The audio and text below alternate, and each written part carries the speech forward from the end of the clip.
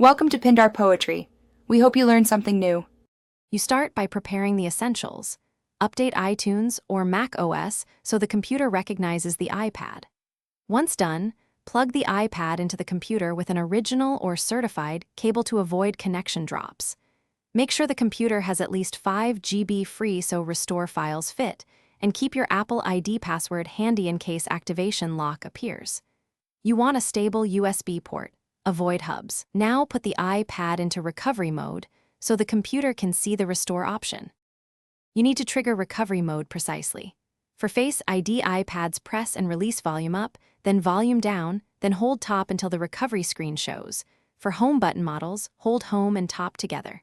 Once you see the computer icon or cable graphic, Finder or iTunes will display Restore or Update.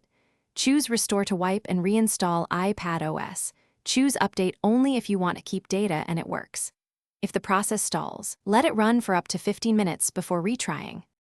You now click Restore and Confirm, allowing the computer to download firmware and reinstall iPad OS. This can take 10-30 minutes depending on speed. Once complete, the iPad will reboot to the Setup Assistant. Make sure you sign in with the Apple ID originally used on the device to remove activation lock. If you see an error code or the restore fails, retry with a different USB port or cable and reboot the computer. One key troubleshooting tip.